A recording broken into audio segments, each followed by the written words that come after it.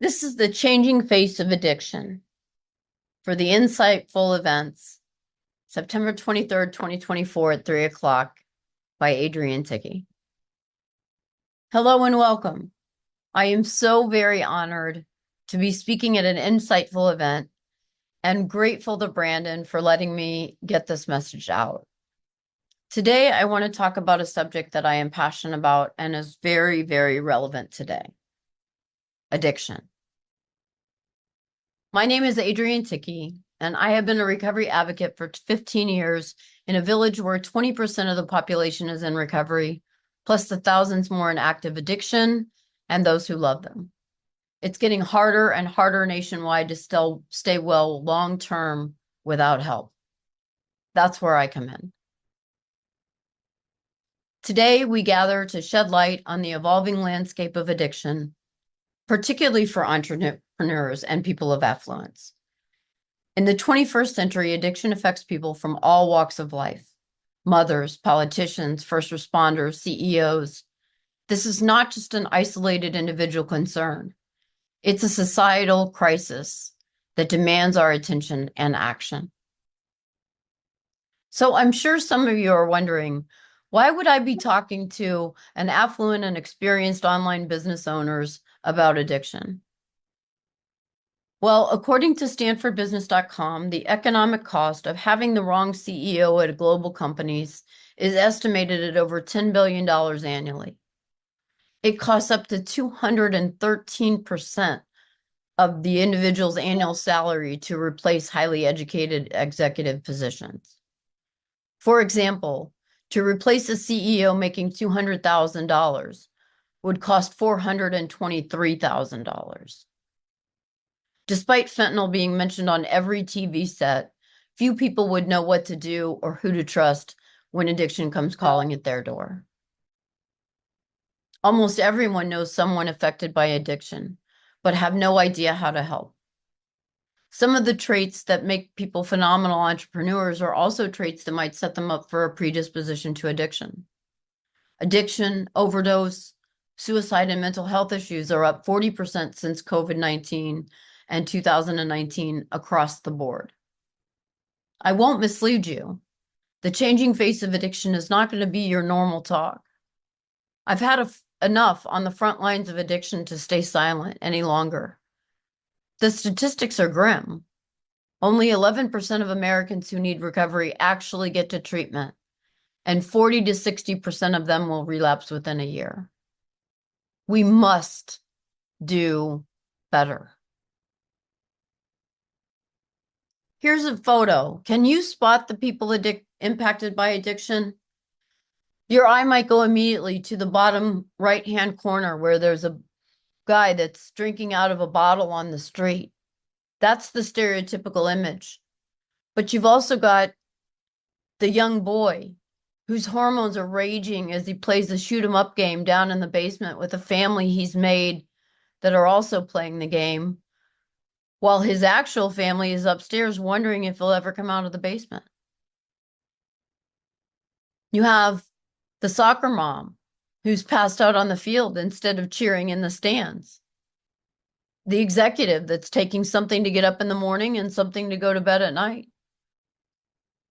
The doctor that's frustrated because he knows that these drugs aren't necessarily good for his patients, but he can't find another solution. And it's just a nightmare mess that we've gotten ourselves into. There's the lady of the night who's using something so that she can get through what she's got to do that night. And then we've got the grandmother who's got to counter pills to see how many she needs for her own pain and how many she can sell so she can buy groceries and medication this month. A little bit about who we're talking to today. Those addicted, which were over 40 million self-identified people in 2023, plus those who love them, which are countless millions more. When you add those two people together, they make up a third of our country. Many Americans take something to get started in the morning and then something to go to bed. High-pressure jobs have a direct correlation with increased stress. Almost every person on the planet has been exposed to high levels of stress since 2019. Then adverse childhood experiences, or ACEs, increase the risk of mental health issues or addiction. And the more incidents you have of adverse childhood experiences, the greater the chances you will go down a bad road. So what are the learning objectives for today? First, we're going to understand modern addiction. Then we're going to talk about the commonalities of people of affluence, business owners, entrepreneurs, and addiction. Lastly, we'll cover recovery, rehabilitation, and next steps. So addiction in the 21st century. Addiction has infiltrated our American society, affecting approximately 15% of people across the board. Your skin color, religion, socioeconomic status, gender, political affiliation does not matter. Because of the face of addiction has changed, we must change the face of recovery too. Often when someone hears the word alcoholic or addict, they get visions of someone homeless in the gutter or the junkie on the street. But actually, addiction and recovery looks more like you and me now. What is the definition of addiction today? Addiction is defined as a chronic, relapsing disorder characterized by compulsive drug seeking, continued use despite harmful consequences, and long-lasting changes in the brain. It is considered both a complex brain disorder and a mental illness. That's from the Substance Abuse and Mental Health Services Administration, or SAMHSA. That does not include between the 80 to 90% of the population that does not have a clinical diagnosis for addiction, but could have problem drinking or problem behaviors, binge drinking, binge behaviors. Times where your anorexia and bulimia is a great example, feast or famine. But know that the number of people that are pathologically diagnosed are relatively small. Then there's the rise of behavioral addiction. Behavioral addictions are not on the official definition, only substances, but many people have turned to negative activities to cope, such as gambling, shopping, eating, gaming, or screen time. Although initially less deadly, behavioral addictions are still very dangerous. These examples underscore that the addiction of any kind is not a moral failing, but a complex medical condition that requires comprehensive treatment and support. What is the current situation? College kids are dying from accidental poisoning. Stress and mental health issues are through the roof. 40 million people self-identified with having addiction. Infants are dying in daycare centers where they're dealing fentanyl out of the back. Professionals and executives are sent to my area in droves for a vacation detox for 2 weeks and expected to return to work on that third Monday without any help or support. Suicide and mental health are up 40% in 2019. Because the border is open, illegal drugs are streaming into this country. The average treatment stay of 28 days is not nearly enough to address a lifetime of addiction. People you trust, doctors, pilots, teachers, are also struggling with addiction themselves. And many people know of someone who has died from an overdose. The scope of the problem. Commonalities of executives, entrepreneurs, and addiction. Entrepreneurs are at a higher risk for addiction because of the high levels of stress, long hours, or fear of failure. This can lead to risk-taking behavior. Entrepreneurs are willing to take considerable personal risks and work excessive hours. They become deeply passionate about their business ventures, sometimes to the point of obsession. Professionals are constantly having to think outside the box and are often geniuses. In addition, social pressures to indulge in potentially risky behaviors is often encouraged. How many activities for work include alcohol? Then there's the need for continuous improvement. Entrepreneurs are continuously focusing on the continuous learning and improvement to stay competitive. This can easily lead to taking substances to exceed natural performance, which leads back to taking something to go to sleep. How does this manifest?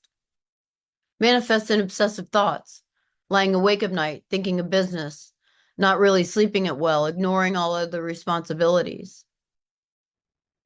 Withdrawal, engagement cycle, feeling either anticipation or relief depending on whether one can get the drug or not. Increased tolerance.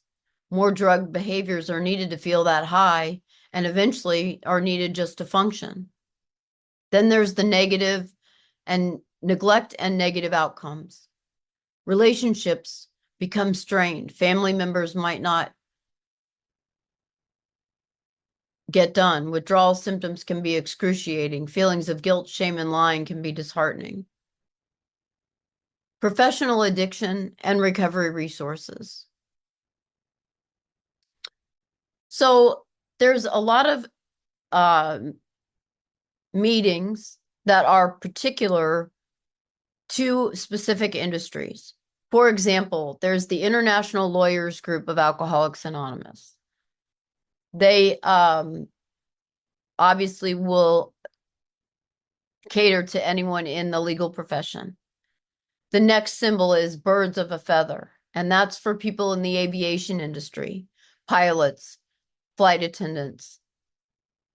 Then there's the International Doctors Alcoholics Anonymous Association, and that's a caduceus meeting for anyone who is in the medical community. Then you have things like Smart Recovery, which is not executive specific, but it is more scientific based, evidence-based practices, cognitive behavioral therapy, that type of thing. And for the families, we have Al-Anon, which is a 12-step meeting, and another new group that popped up called Families Anonymous. Because it's just as important. Addiction is a family disease, and it's just as important for families to get support as the one who is struggling. Understanding the addiction recovery continuum. This can be quite tricky for professionals and executives and entrepreneurs, but you don't have to struggle alone. Over 20% of Americans addicts reported having a substance or behavioral use disorder in the past year. There are millions more who love them. You start out at detox. You might be on a residential detox, which is a lot of what happens with the professionals and executives. They come down for 2 weeks, they get intense training, and then are expected to return back to work on that third Monday. Then there's an inpatient treatment center. The typical stay is 28 days, and it can be either a freestanding building where everything is all under one roof, or the Florida model where you live in a separate location from where you actually go and do your classwork and therapy work. After that, people usually move on to intensive outpatient training. That is usually 2 to 3 days a week for 3 months. And you talk about things like family roles and relapse prevention. Watch the movie Bill W. and really talk about how you're going to move forward with this new recovery plan. And the last is a recovery residence. That's for people that really need some serious help moving from their old life to their new. We have had sports figures, we have had attorneys, we have had doctors, we've had affluent business people, we have had personalities that had to change their names. It is important that if they need the help of a recovery residence, they have to act and behave and live in the house with all different types of people. It's almost essential to get that money kind of removed out of the situation. So practicing the ABCs of recovery. My husband and I came up with this because addiction can be confusing and frustrating for both the individual and their loved ones. When you aren't sure what to do, consider starting with the ABCs of recovery. A, accept your situation and take action.